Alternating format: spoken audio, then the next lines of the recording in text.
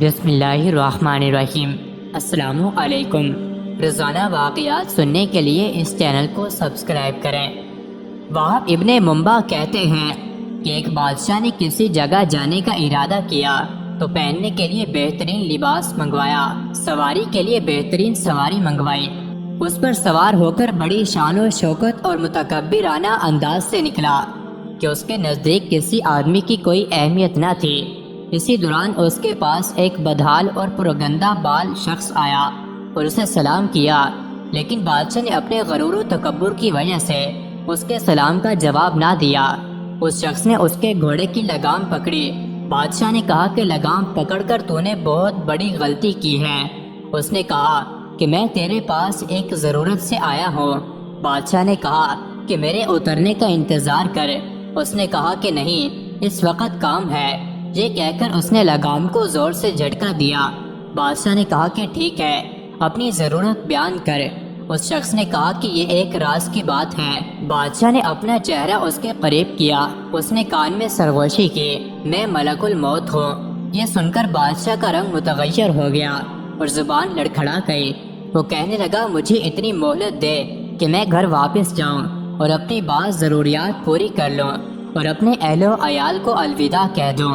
ملک الموت نے کہا کہ اب اس کی اجازت نہیں، اب کبھی تو اپنے گھر والوں کو اور اپنے مال و متاع کو نہیں دیکھ سکے گا۔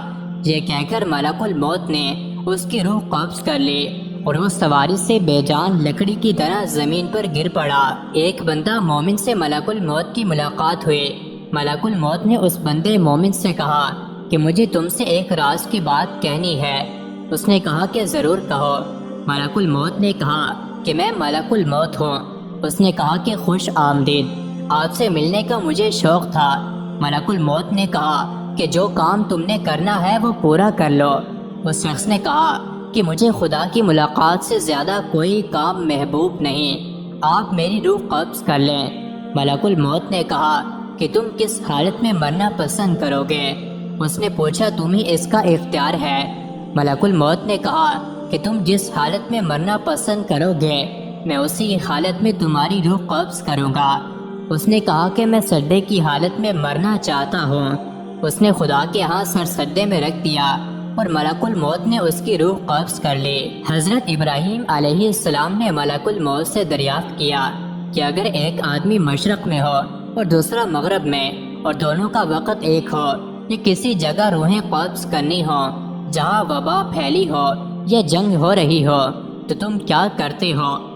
انہوں نے کہا کہ اللہ کے حکم سے روحوں کو بلاتا ہوں اور وہ میرے انگلیوں کے درمیان سما جاتی ہیں تو میں انہیں قبض کر لیتا ہوں۔ ایک روایت یہ بھی ہے کہ پوری زمین ملک الموت کے لیے ایک پلیٹ کی طرح ہے، وہ جسے چاہتا ہے اس میں سے لے لیتا ہے۔ مزید ایسی ہی ویڈیوز کے لیے چینل کو ضرور سبسکرائب کریں۔